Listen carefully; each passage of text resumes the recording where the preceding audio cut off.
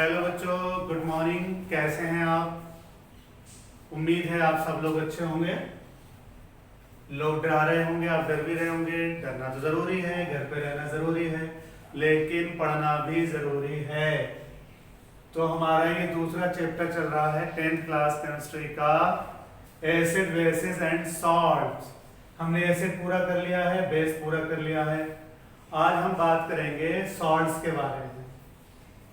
कुछ याद आया आप लोगों को? न्यूट्रलाइजेशन रिएक्शन किसको कहा था? Those reactions in which acid and bases react together or neutralize together to form salt and water. Therefore, we can say salts are formed by neutralization reaction. NaOH plus HCl क्या बना? NaCl plus H2O। इसने OH दिया था इसलिए base था, इसने H दिया था इसलिए ये एसिड था। ये क्या बन गया? सॉल्ट बन गया। ये कौन से अंकल कह के गए थे? डेफिनेशन दे के गए थे? Yes, you are right, Arrhenius. कौन? Arrhenius, Svante Augustus Arrhenius. इन्होंने कहा बेस वो होंगे जो H आयन देंगे, एसिड वो होंगे जो H प्लस आयन देंगे। इन दोनों की न्यूट्रलाइजेशन रिएक्शन होगी तो क्या बनेगा? सॉल्ट। कौन सी रिएक्शन से? Neutralisation reaction. ठीक है, तो सॉल्ट जो बने। अब इसमें हम गौर से, ये वाला हिस्सा किसमें आया? किससे आया? बेस से आया। ये वाला हिस्सा एसिड से आया। तो ये एसिड का पार्ट है, वो बेस का पार्ट है। इसलिए हम 11वीं क्लास में इसको नाम देंगे एसिड रेडिकल और बेसिक रेडिकल। ठीक है। So on the basis of behaviour in aqueous solution, salt may be divided into 3 categories. सबसे पहला क्या है? Acidic salt. Acidic salt. आपको अजीब सा लग रहा हो, सॉल्ट भी कह रहे हैं, एसिड भी कह रहे हैं। एक्चुअली ये जो है एसिडिक सॉल्ट कब बनेगा? When neutralization reaction takes place between strong acid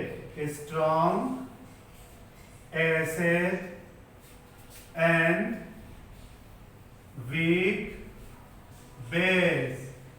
ऐसे मान लो सलमान खान और दूसरे लोग साथ में डांस कर रहे हैं, लेकिन हम क्या कहेंगे? वो चिल्लाता है जो पार्टी अरेंज कराता है, नाउ प्रेजेंटिंग सलमान खान। तो नाम किसका आ रहा है? सलमान खान का, लेकिन काम सब क्या कर रहे हैं? साथ कर रहे हैं। जो उसके साथ नाच रहे वो कमजोर है, इसलिए उनका नाम नहीं आया। फिर से देखते हैं एसिडिक सॉल्ट क्या हो गए? These are formed by neutralization reaction between strong acid and weak base। Example क्या क्या हो जाएगा?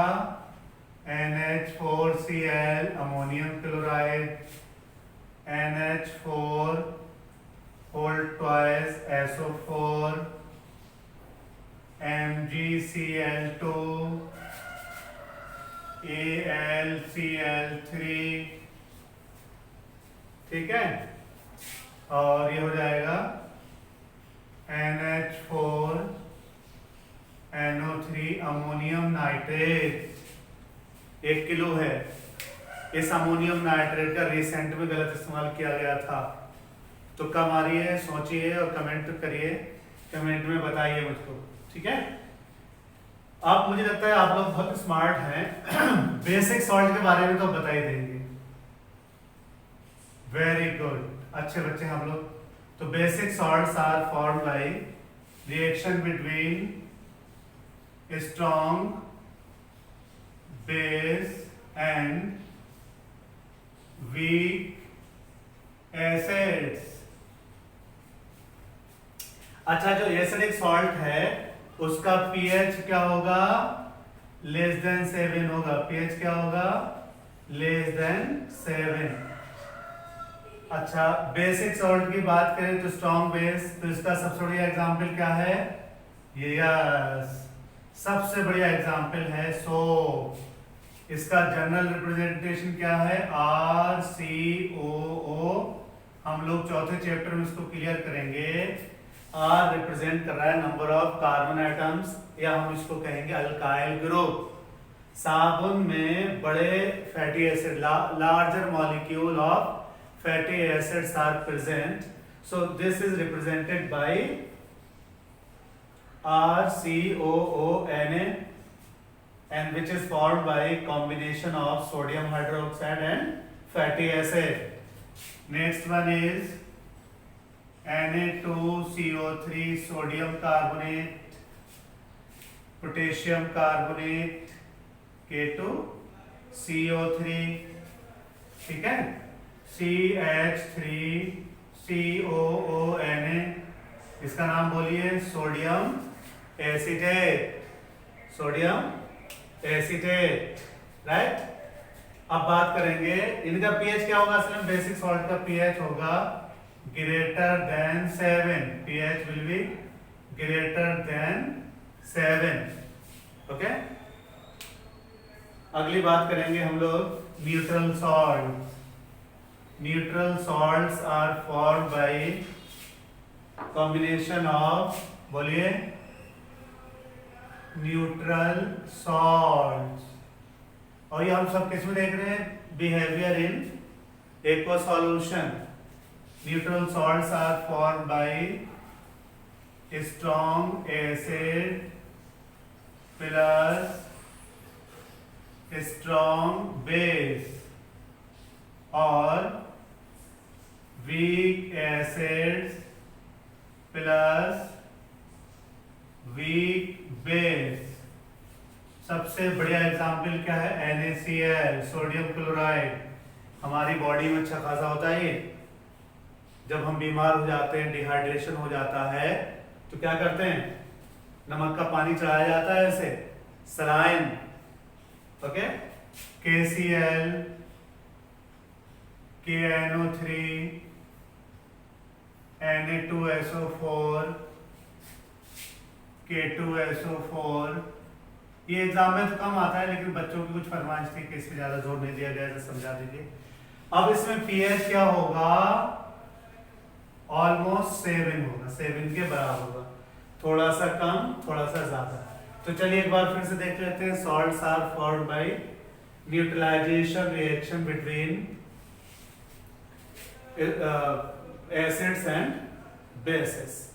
तो ये हिस्सा हमारा एक पार्ट पूरा होता है, एसिड एंड बेस। एक छोटा सा पार्ट बचा हुआ है, some important compounds, some important compounds. अच्छा, मेरा एक सवाल है, बरसात के दिनों में खाने वाला नमक, टेबल सॉल्ट, गीला क्यों हो जाता है? उसके अंदर मॉइस्चर क्यों आ जाती है? कमेंट में लिख के बताइएगा। आज हम बात करने वाले हैं सम इंपॉर्टेंट कंपाउंड्स, और इसमें सबसे पहला है सोडा लाइम।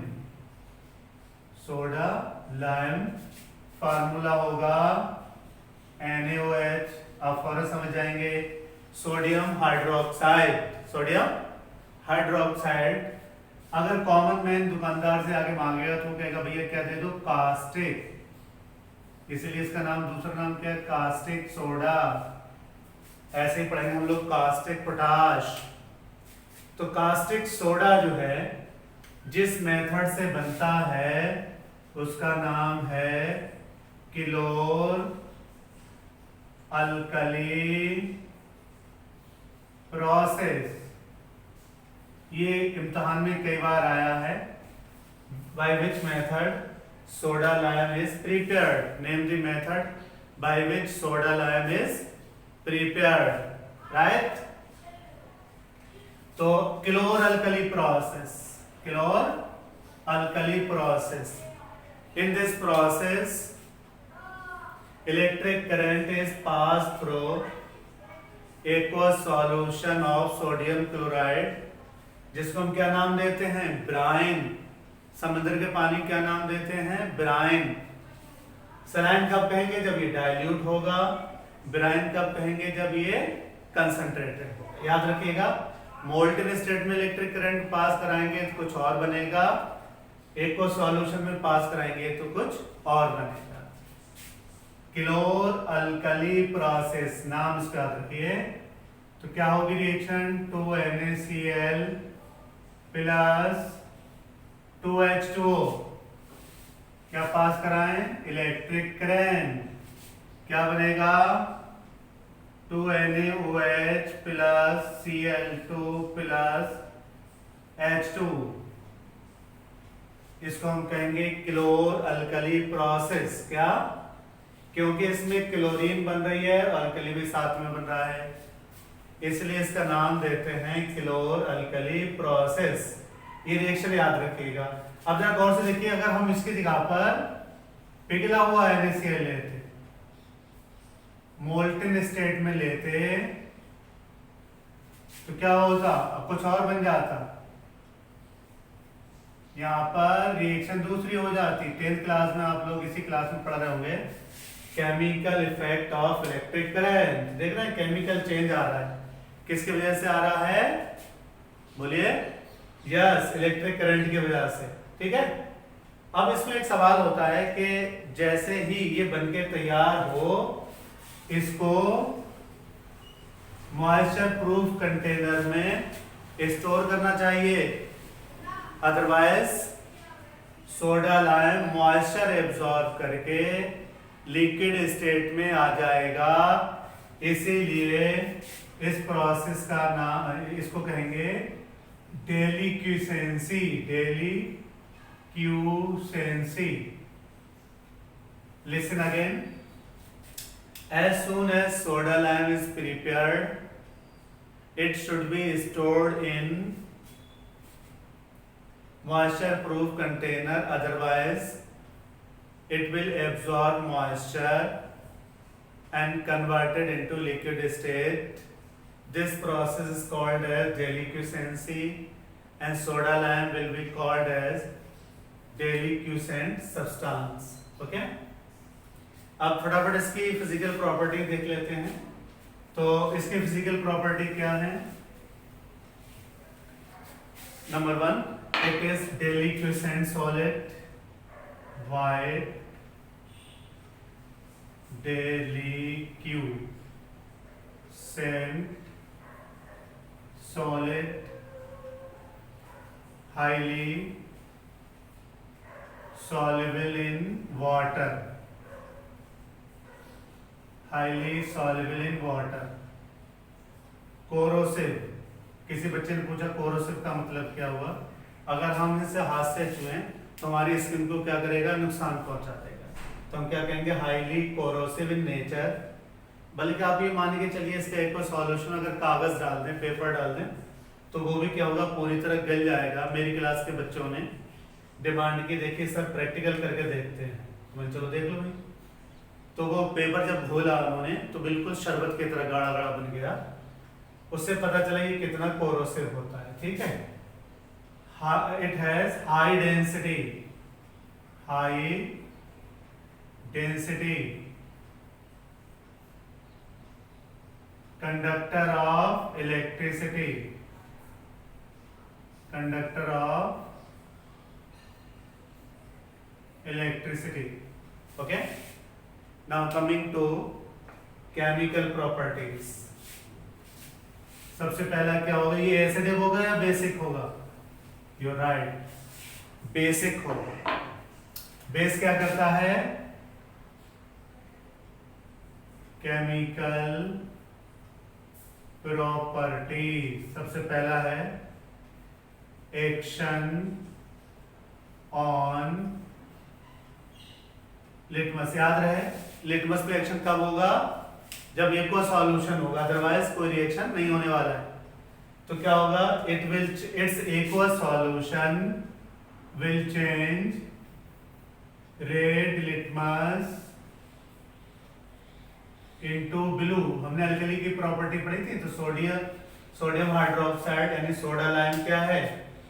स्ट्रॉन्ग अल्कली है। तो ये क्या करेगा? रेड लिटमस को ब्लू में चेंज कर देगा। या यूनिवर्सल इंडिकेटर जिसे पीएच पेपर कहते हैं, उसको ये ब्लू में चेंज कर देगा। ठीक है। दूसरा क्या था, रिएक्शन विद मेटल्स। रिएक्शन, ये हमारी जो है रिवीजन हो रहा है, घबराना मत, इतना लंबा क्यों बता दिया, मैंने सोचा इसी बहाने आपका रिवीजन हो जाए। क्या था याद आया आपको, Zn प्लस 2NaOH, यस, क्या बना था, Na2ZnO2 प्लस H2, क्या नाम दिया था इसका, sodium zincate, sodium zincate. Al plus 2NaOH plus water, क्या बनेगा, 2NaAlO2 प्लस H2। इसको नाम दिया था हमने सोडियम एल्यूमिनेट। क्या नाम दिया था, सोडियम एल्यूमिनेट। अगली रिएक्शन भी रिवीजन है, फटाफट रिवीजन करते हैं, जो हम लोग वैसे कर चुके हैं, लेकिन एक बार उसकी रिएक्शन प्रैक्टिस हो जाएगी और उसको हम नाम दे देंगे रिएक्शन विद बेसिस। फटाफट देखो, तीसरा लिख देते हैं यहाँ पर, रिएक्शन विद एसिड, क्योंकि बेस एच क्या चाहिए, रिएक्शन विद एसिड। फटाफट कर जाइए आप लोग प्रैक्टिस। NaOH प्लस HCl, क्या बना था, बोलो, NaCl प्लस H2O। कैसी रिएक्शन है ये, न्यूट्रलाइजेशन रिएक्शन। क्या समझे, अगली रिएक्शन सब बता देंगे, मुझे उम्मीद है।